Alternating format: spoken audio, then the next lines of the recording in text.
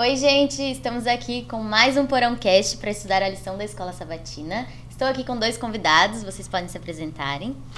Tudo bem? É um prazer estar com vocês aqui. Meu nome é Murilo, eu faço teologia, estudo teologia e também estagiei nessa igreja, então eu sou filho da casa. Também sou dessa igreja, né, da Central de Sorocaba. Muito bom estar aqui. O meu nome é Flávio, eu tô aqui de novo. Oi, gente. Bom, vamos iniciar, então roda a vinheta.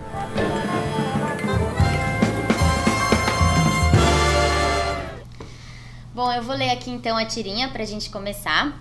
Estamos estudando a lição 3 hoje e o tema é Descobrindo o Tesouro.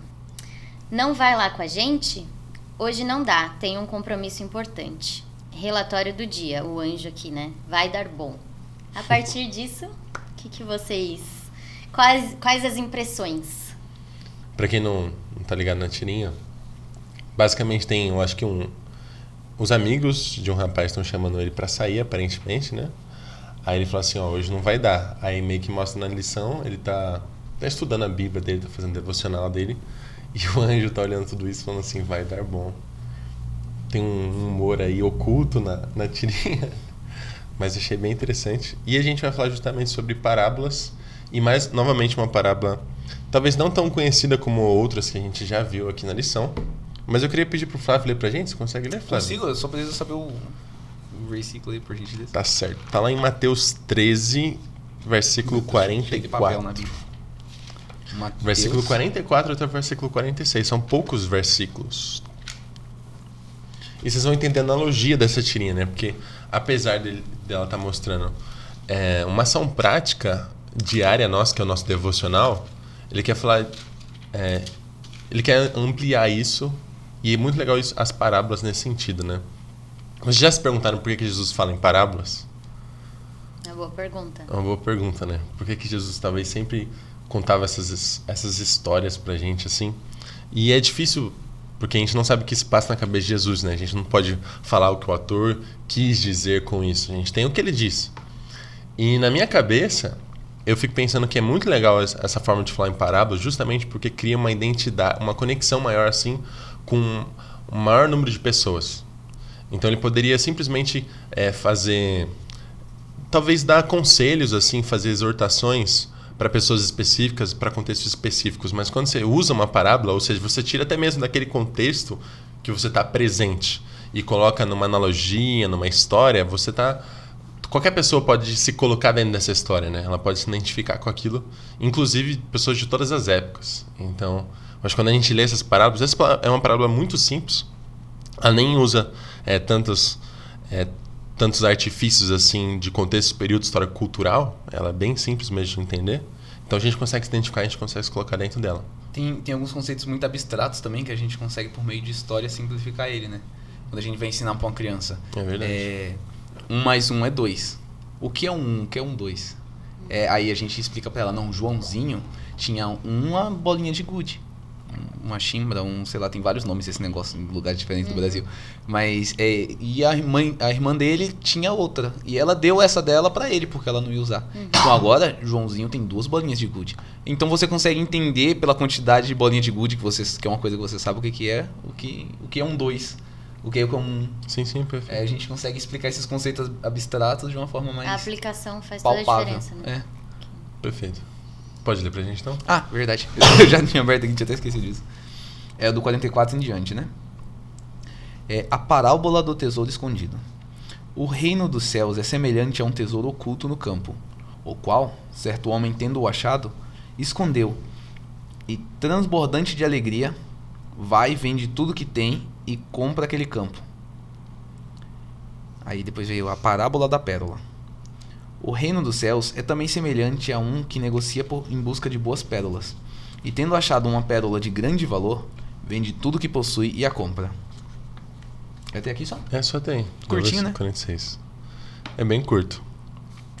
É legal que, tecnicamente, são 2 parábolas aí, que elas são muito parecidas uma com a outra, né? E eu acredito que elas falam da mesma coisa, só que elas enfatizam, talvez, aspectos diferentes dessa mesma coisa. Então vamos tentar analisar uma de cada vez? Talvez começar aqui pela primeira, que fala do tesouro oculto. E eu acho bem interessante porque ela usa essa palavra oculto, né? Não é só um tesouro que tá por aí. E, na verdade, geralmente, todos os tesouros eles são escondidos, né? E até se a gente pensar no contexto da época, em que não existia banco, em que não tinha onde você guardasse seu dinheiro, sua herança, a melhor forma de você fazer isso era você enterrando eles embaixo da terra. Para, enfim, esconder de ladrões. E às vezes as pessoas até acabavam esquecendo, ou talvez alguém acabasse morrendo e o tesouro ficou lá embaixo da terra. Aí ele conta a história de um homem que ele não é dono daquela terra, talvez ele esteja alugando, ou talvez ele até trabalhe lá. E ele encontra esse tesouro. Nesse momento que ele encontra esse tesouro que é oculto, que é escondido, ele, com euforia, ele vende tudo que ele tem e ele compra aquela terra, né? Aí fica uma coisa na minha cabeça, vamos tentar pensar no nosso contexto aqui. Eu acho que o evangelho é um pouco assim também, né? Tipo, imagina só as pessoas ao redor desse homem, olhando ele, tipo assim, que cara maluco, né? Ele vendeu tudo que ele tinha Pra comprar para comprar um terreno. um terreno, exatamente. E absolutamente elas não estão enxergando aquilo que ele conseguiu ver, que é o valor atribuído àquela coisa, aquele lugar específico, né? E talvez o evangelho seja um pouco assim também. Quando a gente encontra e conhece o evangelho, as pessoas ao nosso redor talvez não consigam enxergar, eu acho. As coisas que a gente consegue ver, o valor que a gente conseguiu atribuir àquela coisa. E fica até uma coisa meio Forrest Gump, né? Tipo, pra quem já assistiu, sabe que ele tem um momento do filme que ele tá correndo, e ele fica correndo, ele não para de correr, e as pessoas ao redor dele começam a fazer um monte de perguntas, tipo assim, por que você tá correndo, né? Você tá correndo pelas mulheres, você tá correndo pelos animais, pelo meio ambiente, e ninguém faz a pergunta certa porque ninguém entende. E eu acho que o evangelho é um pouco assim também, tanto que essas parábolas aqui, Jesus está tentando retratar o reino dos céus. Só que eu chamaria esse reino dos céus talvez de o reino de cabeça para baixo. Porque é uma lógica totalmente diferente da lógica que a gente tem hoje. Então, talvez a gente possa até, às vezes, as pessoas possam olhar para o mundo ao redor, ver as dificuldades que tem por aí, a maldade que tem por aí, e falar assim, nossa, esse mundo está de cabeça para baixo, os valores estão invertidos. Só que não, cara. Na verdade, os valores do evangelho são invertidos. Os valores do mundo sempre foram assim, né? Eles sempre foram pervertidos, vamos dizer. E o reino de Deus, sim, é um reino de cabeça para baixo. É muito aquilo, a gente tá indo na contramão.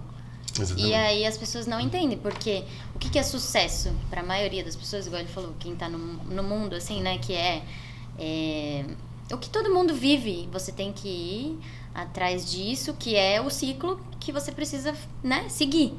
E aí, nossa, como que você abre mão disso? Porque muitas coisas a gente deixa para trás, a gente perde, né, na visão das pessoas. Sim. Então, tipo, o que você tá fazendo da sua vida? Você tá indo na contramão, mas não faz sentido. Mas não faz sentido porque a pessoa não tem esse conhecimento, ela não vive isso. Então, quando a gente quer colocar isso para as pessoas que não conhecem, não, são loucos, o mundo que né? a gente vive, ele vem com essa ideia de que a gente tem que ser o primeiro. Sim. Porque o problema dessa ideia, para o evangelho, o problema dessa ideia de ser o primeiro é a questão de que se eu sou o primeiro, eu sou... O que tem de diferente em ser o primeiro? É que tem pessoas piores do que eu. Essa que é toda a questão do ser humano, da arrogância do ser humano em querer ser... O ego, né? Foi o problema de Satanás, ele queria ser o primeiro, Exatamente. queria que Deus fosse menor do que ele. Dentro dessa visão que se encaixa essa questão do que o Murilo falou, porque na nossa cabeça isso está enraizado. Para nossa cabeça, o reino de Deus está de ponta cabeça. Eu achei isso fantástico, inclusive, essa analogia. E a gente já viveu e tá vivendo. E a gente prova o caráter de Deus todos os dias. Agora, quem não? Tipo assim, é distante, entende? Então, é realmente isso. É muito... Não faz sentido na cabeça das outras pessoas que não têm esse conhecimento. Sim, é uma lógica invertida, né? E é legal que você até citou a palavra sucesso, né? Hoje em dia tem uma febre de coachings, né? A gente tá até pensando sobre isso. E as pessoas buscam muito isso, né? Todo mundo busca sucesso na vida. Eu acho que os parâmetros estão cada vez mais altos, né? Do que eram na época dos nossos pais, por exemplo. Então, tipo assim, o que é sucesso? Tem pessoas que dizem que sucesso é você ter liberdade financeira ou liberdade de ir e vir, né? Tipo assim, viajar o mundo como eu quisesse. Ou até mesmo, às vezes, tipo assim, não, hoje eu não vou trabalhar. Liberdade de tempo, né? De você escolher, tipo assim, quando eu trabalho, quando eu não trabalho. Enfim, que no final tudo vai acabar se resumindo a você ter poder, status e dinheiro, né? Só que daí a gente começa a ver que realmente esse tesouro não tem absolutamente nada a ver com isso, né?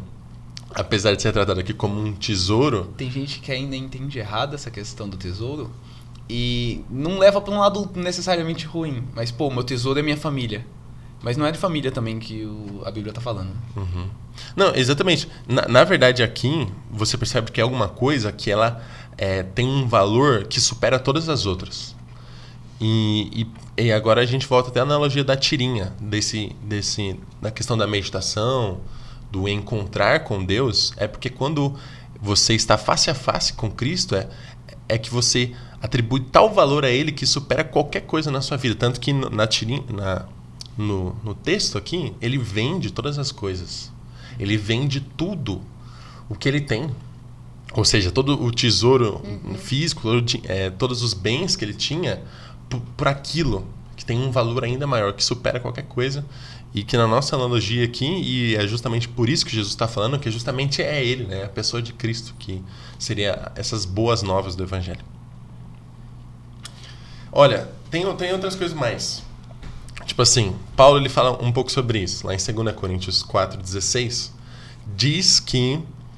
É interessante a história de Paulo, né? Eu vou trazer um pouco ele aqui só para contextualizar.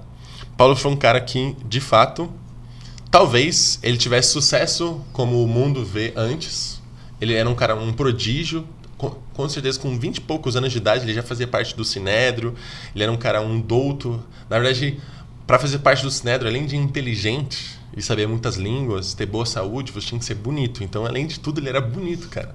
Boa estatura, ele tinha que ser alto também. E imagina só esse cara, ele se abdica de tudo que ele tem e ele acaba se tornando aquilo que ele mais perseguia, né? O que eram os cristãos. Ele vira um líder dos cristãos e ele começa a ser perseguido, ele é torturado, ele é preso inúmeras vezes, ele passa frio, ele passa fome, ele leva picada de cobra, o navio dele naufraga. Ou seja, ele passa por coisas realmente frustrantes durante toda a vida dele. Tipo, uma vida, se fosse olhar de fora, na lógica do mundo, seria uma vida fracassada. Nesse contexto, Paulo ele diz lá na carta de 2 Coríntios que ele não desanima. E ele explica por que ele não desanima. Ele fala assim, nós não desanimamos porque, e em alguns versículos abaixo ele explica isso, ele fala que é porque ele não se atenta às coisas que se veem, mas ele se atenta às coisas que não se veem. Porque as coisas que se veem, elas são temporais, né? Elas passam, mas as que não se veem, elas são eternas.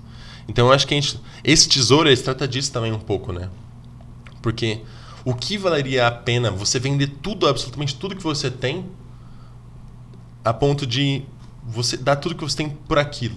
Somente alguma coisa que ela não possa passar, né?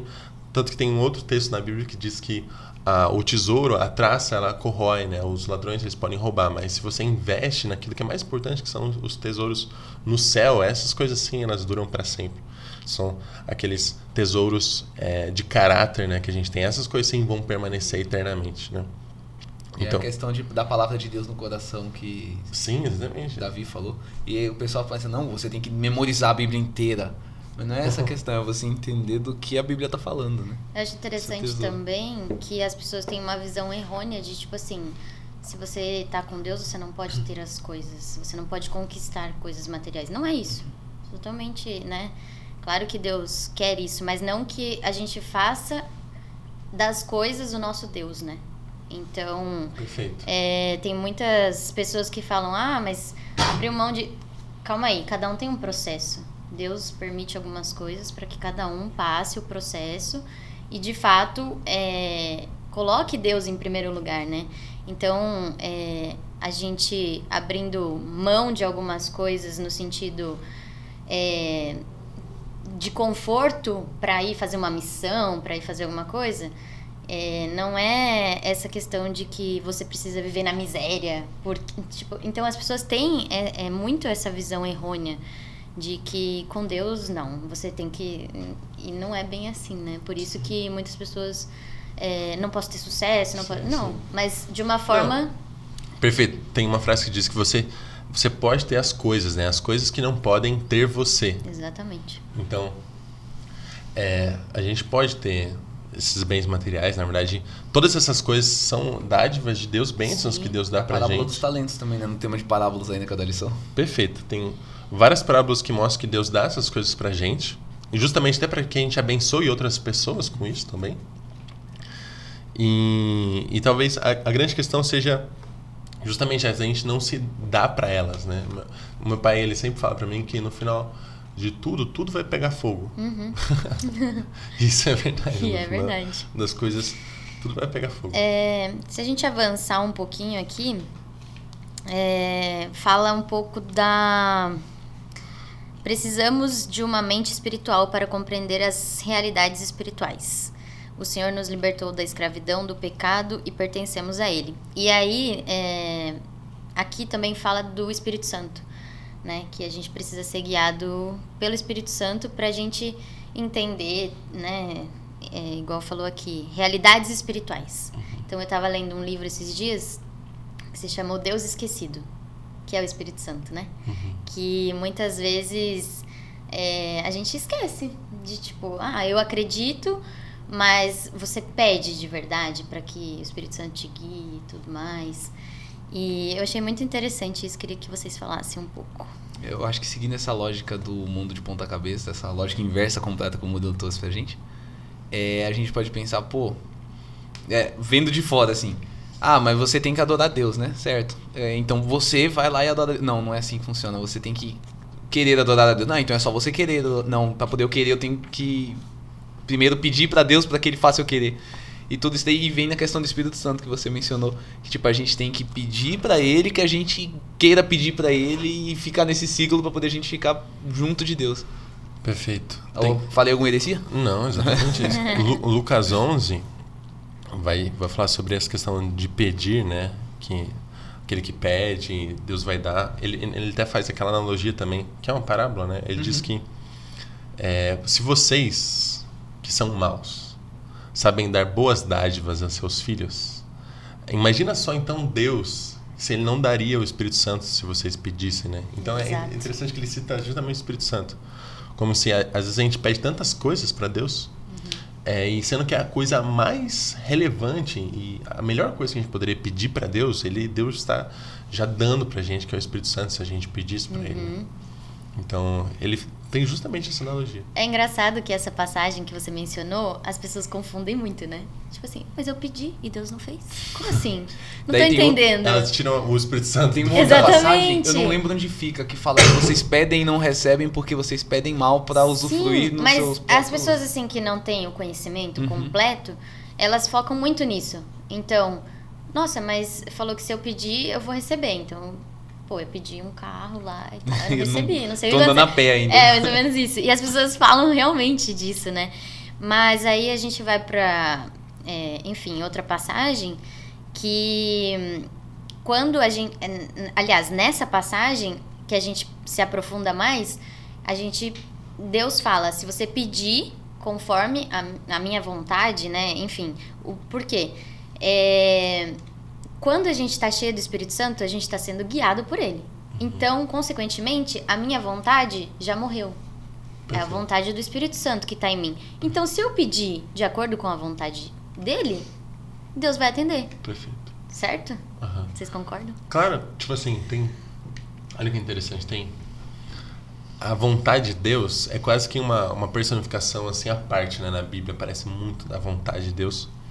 E a verdade é que muitas vezes a gente não fica à vontade dentro da vontade de Deus. Sim. Ela sempre entra em conflito com a nossa vontade. E esse que é o grande problema. Porque, na verdade, esse processo da gente pedir, da gente buscar, e novamente a tirinha volta com isso, né? Mostra alguém que está buscando aí a presença de Deus, buscando ser mais conforme a vontade de Deus através da meditação, da oração, do estudo da palavra de Deus. Que é realmente isso. Esse processo, sim, ele já é talvez o objetivo final que Deus tenha com todos esses estilos de vida cristã, vamos dizer assim, né? Então, às vezes as pessoas acham difícil e ruim o fato de Deus não responder na hora, ou da gente não receber, até mesmo da gente não ser transformado na hora, por exemplo. Por que quando eu não leio a Bíblia a primeira vez, ou por que eu não leio essa passagem, por que igual como a gente falou dessas passagens do Espírito Santo, por que eu não fico mais parecido com Cristo ou como o Espírito Santo? Só de ler ela. E por que eu tenho que fazer isso sempre, todos os dias? Por que isso tem que ser como um alimento meu, que eu me alimento todos os dias, né? E porque, sabe por que tem que ser assim? Uma vez eu cheguei a essa conclusão, de que é porque a gente vive no mundo real, cara. A gente busca tantas vezes esse misticismo de Deus, a gente quer que a gente seja transformado de uma hora para outra, a gente quer que caia os recursos, fogo do céu, a gente quer que aconteça um milagre todos os dias da minha vida, sendo que a gente vive no mundo real e Deus quer que a gente tenha uma transformação real também. Total. Então, como que eu trabalho meu caráter? Esse buscar, esse persistir já é a própria construção de características importantíssimas, assim, como uma pessoa, né? Então, se eu busco todos os dias, se eu tento todos os dias, o anjo também ele vai estar olhando para mim assim, cara, esse cara realmente está querendo, tipo assim. E Deus vai estar olhando para mim e ele vai estar vendo que eu já tô melhorando por causa disso. O anjo vai estar no vai dar bom. Ele vai dar bom isso aí. E é relacionamento, né? Não tem como. Exatamente. Porque como que você conhece alguém se você não passa tempo, se você não... E por isso que faz tanto sentido também a parábola de ser um tesouro, né? E de ser um tesouro no chão. Tipo assim, ele não tá na superfície.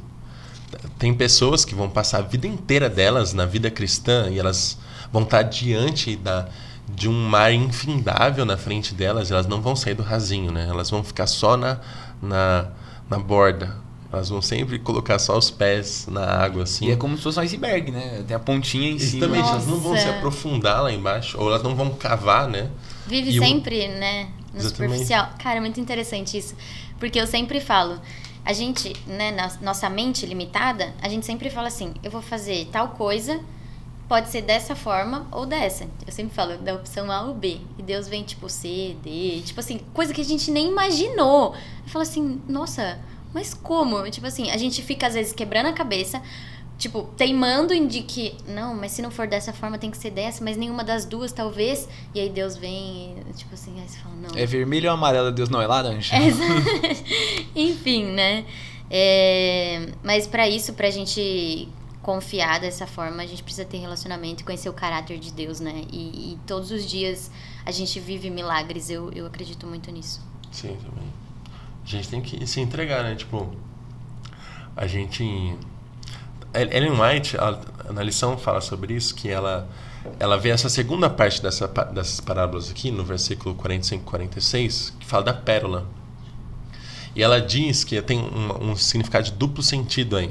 Então tem o sentido de... Agora é um comerciante de pérolas, ele encontra uma pérola de grande valor e ele vende tudo que ele tem para adquirir essa pérola.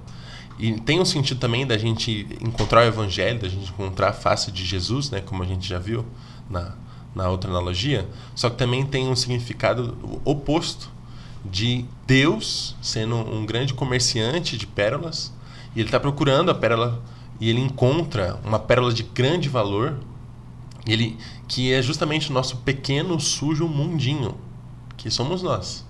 E ele vê em nós, por que ele vê grande valor? Porque ele vê em nós a possibilidade da redenção nossa. E ele dá tudo o que ele tem. Ele reúne os maiores tesouros do universo, todas as riquezas de todo o universo que estão concentradas na pessoa de Jesus Cristo. E ele dá isso para que ele tenha possibilidade de comprar essa pérola para ele que somos nós. Né? Então, se a gente vê que foi um preço tão alto pago por nós, por que a gente fica dando tão pouco, né? Por que a gente fica tendo tão pouca ousadia de buscar ele? E tem aquela frase que eu até preguei recentemente aqui na Central, de que Deus quer que a gente saia, que a gente tenha isso na nossa cabeça, né? De que, sim, de fato, seguir a Cristo custa caro, exige muito de mim, exige sacrifícios, diz que eu entregue tudo o que eu tenho, mas não seguir a Cristo custa tudo. Né? Eu pensei em um comentário enquanto você estava falando, os comentários simplesmente sumiu da minha cabeça.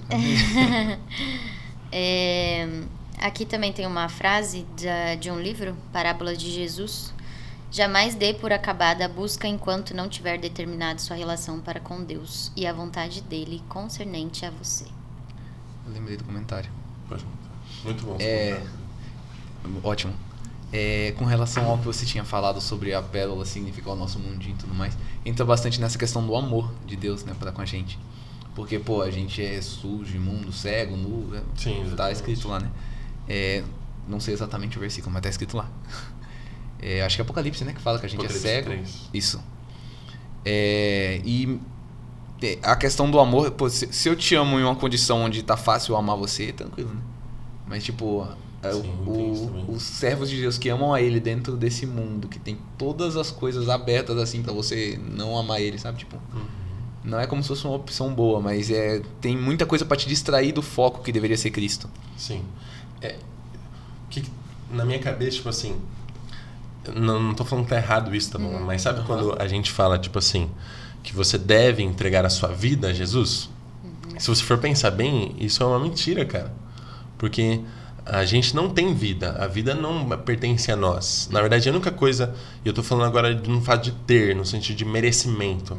A gente sabe que o salário do pecado é a morte. E nós somos pecadores. Todos Então nós a gente somos tem pecadores. que morrer. Então a única coisa que a gente tem por merecimento é a morte.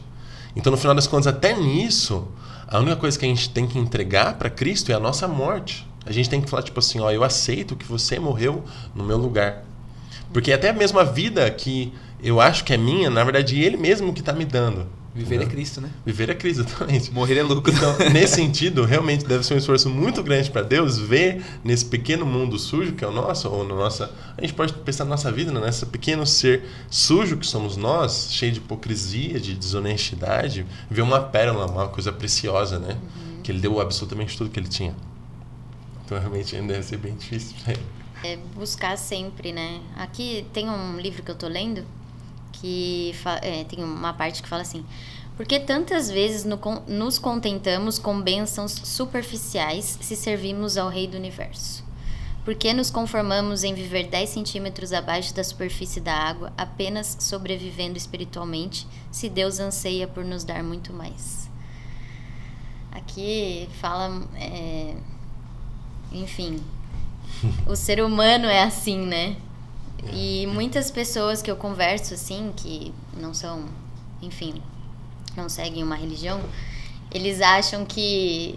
Por que eu vou incomodar a Deus, né? Deus tem muita coisa pra fazer. Eu falo, gente, como assim? E realmente a gente precisa passar tempo pra conhecer esse Deus. E quanto mais a gente passa tempo, mais a gente quer passar. Porque enfim, eu sou apaixonada, assim, pela oração. Eu sempre lembro daquela música, né? Quando eu falo Pai, o céu se abre. Então, É muito legal isso aí, porque, de fato, tem uma coisa que desgasta bastante, a gente sabe o que são aqueles relacionamentos de politicagem que a gente tem, que a gente faz, né? Então, sabe aquelas pessoas que a gente sabe que não vai encontrar elas de novo, que pessoas que a gente esbarra por aí, ou que a gente não conhece tão bem assim ainda, e a gente é educado, e as pessoas são educadas, e fica sempre naquele papo assim... Até a voz muda, medíocre, né, quando vai conversar. a voz muda, e fica naquele papo meio medíocre de tipo assim, legal, né, tal, você vem sempre aqui, né, não sei o quê. O que você faz da vida? O que você faz da vida? E fica só nisso. Então, isso, cara, isso cansa a gente, de fato. A nossa bateria social, ela esgota. E você percebe que às vezes no nosso relacionamento com Deus a gente fica com politicagem? A gente sempre fala as mesmas coisas na oração, a gente parece que até ora com a forma que está escrito na Bíblia, né, uma linguagem mais arcaica, principalmente na meio da revista atualizada. A gente ora às vezes nesse sentido, né, com palavras difíceis. A gente sempre quer fazer bonitinho para Deus. E faz toda aquela, exatamente, encerra em nome do Pai, do Filho e do Espírito Santo, amém e tal. O vosso reino. O vosso reino, exatamente. E cara, a verdade é o que você disse, a gente não tem coragem de incomodar ele, né? Verdade. A gente tem pouca vulnerabilidade. Essa é uma palavra muito importante. Pro teu relacionamento com Deus é você ir nu, sabe? Você ir despido das suas defesas. E quando isso acontece, quando Deus ele destralhaça todas as suas defesas e os muros que você coloca entre ele e você... Aí você entende, como você falou, você tem essa sensação. Aí você começa a entender o sentido que as pessoas ao redor não conseguem enxergar, né? Cara, eu vejo bastante essa questão de Deus com as amizades, né? Tipo, porque a gente tem que ser amigo de Deus. O pessoal fica falando de Deus como general e tudo mais. Eu não gosto muito dessa visão. Posso estar equivocado, não sei, eu tenho medo de falar heresia perto do Murilo. Não, mas, por exemplo, o Murilo, ele é muito meu amigo. Por conta dessa amizade, eu tenho o privilégio de permanecer junto com ele quando a gente tem essas conversas assim, entre os nossos amigos. Ele começa a passar essas informações que ele aprende na faculdade pra gente, e a gente fica assim, ó. Por favor, despeje mais conhecimento em nós. Da mesma forma que a Adriana, a namorada dele, quando tá conversando com a gente, é a mesma coisa, porque a gente gosta de compartilhar. Não é uma questão só de eu chegar nele e falar não, os meus problemas e tudo mais. Sim. Quanto mais eu conheço do Murilo, mais do que ele passa pra mim, eu vou conseguir passar pra outras pessoas. Quanto mais que a gente conhece de Deus, mais a gente consegue passar de Deus pros outros. É que natural, né? A gente traz muito Deus pra nossa realidade no sentido de eu tenho que fazer algo pra merecer. Sim. Se eu não faço algo, eu não, tipo assim, não faz sentido essa troca, né? Porque eu preciso oferecer algo pra que eu receba. E aí que a gente entra naquilo, constrange. Quando você fala assim, mas eu não mereço, né? E aí você fica realmente constrangido, né? Você fala, não, mas, Senhor, o que tá acontecendo? E são coisas que, na Bíblia fala isso, né? Quanto mais a gente se aproxima de Deus, mais a gente fica constrangido, porque a gente começa a fazer esse contraste e ver como Deus é tão bom, como a gente é tão mal, e como as coisas que Ele tem pra gente são muito melhores até do que a gente sonhava. Sim. E só que, nesse sentido, a parábola, ela é perfeita até, porque uma pérola, é só você pensar, a pérola aqui, representando o reino de Deus, né? Que é uma coisa que a gente não merece. Ela é perfeita, cara. Não sei se já viram uma pérola, eu também nunca vi. Mas vocês, por exemplo, uma coisa interessante. Você que é de exatas aí. Quantos lados tem um quadrado? Tem 4 lados, né? Um quadrado tem 4 lados. 4 lados. E um cubo? Um cubo tem 6 faces. 6 faces, perfeito. E quantos lados tem uma esfera? Então, você pode pensar como se fosse infinitos. Ou infinitos, exatamente. Se você desse zooms, tipo, muitos zooms, assim, pra se aproximar mesmo, tá, obviamente que isso não é perceptível a olho nu, né? Talvez nem com o microscópio. Quando você vai pra parte da computação, principalmente quando você quer representar uma esfera, porque a computação é toda essa questão de a gente representar o mundo de fora de forma simplificada. Você pode ter uma esfera muito perfeita que vai ter muitos lados, mas ele coloca as superfícies nesses lados. Perfeito. Imagina só quantos lados tem, cara. Infinitos lados. Tipo assim, que coisa perfeita, sabe? E essa coisa perfeita, assim, perfeitamente circular e esférica, ela foi feita sem nenhuma utilização ou ajuda de mãos humanas. Ela foi feita por Deus. Ou seja, essa coisa que é o reino de Deus, que eu não mereço, que é perfeita, cara, ela não precisa da minha ajuda. Ela não precisa que eu, igual você falou, que eu mereça de alguma forma isso, que eu faça alguma coisa para ter isso. Simplesmente Deus está me dando. Ou como aqui na parábola, eu encontrei ela, né? A gente encontra o evangelho, ou talvez pode pensar que o evangelho encontra a gente, né? E, cara, isso é fantástico. Bom, para encerrar, vou fazer uma pergunta, vocês respondem rapidamente aqui, só para cada um, que é o final da lição. Qual é a maior bênção que você já recebeu por seguir a Jesus? Vocês conseguem falar? Putz, essa foi difícil, hein? Você mandou uma pra pensar. Mas é porque, se você parar pra pensar, tudo na nossa vida são bênçãos, né? Sim. Tipo, dádivas que Deus Sim. nos permite vivenciar. Mas eu acho que a principal que a gente tem que parar pra pensar, assim, não só pra mim, mas como todos nós temos, não como responsabilidade, porque a gente não deve fazer nada, né?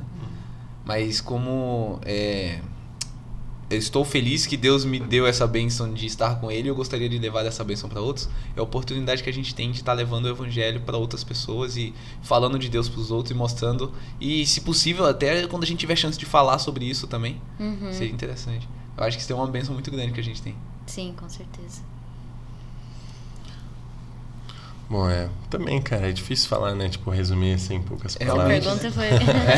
Capciosa. Tá aqui na lição. Não, mas, cara, tipo, se fosse pensar numa coisa específica agora, talvez o perdão de Deus, eu acho que de todas as bênçãos, eu pedia tantas coisas pra Deus, né? E Deus me deu tanto, cara, tipo assim, eu tive a oportunidade de viajar o mundo já, sabe? E mesmo com tantas coisas assim, eu tinha um vazio muito grande dentro de mim também. Então, aquele negócio, às vezes você tem tudo, só que você também sente que não tem nada. E hoje, cara, mesmo se eu não tivesse nada, eu acho que eu sentiria que eu tenho tudo, né? Por causa do perdão de Deus. Isso, então, me trouxe uma realização plena. Uma coisa que eu não achava mesmo que eu ia encontrar isso quando eu estava buscando, mas ele deu muito mais do que eu estava buscando. Então, eu acho que seria nesse sentido. É o perdão, né? E eu penso que eu também passei por isso. Muitas vezes eu falava, nossa, mas isso daqui eu vou carregar pro resto da minha vida e tal. E aí vem o perdão de Deus, assim, e traz aquela paz que excede todo entendimento. Não tem explicação. Boa. Mas enfim, bonita. gente, muito Almeida, obrigada por participarem aqui com a gente. E obrigada a você que acompanhou também. Acompanhe os próximos episódios. E é isso, gente. Muito obrigada.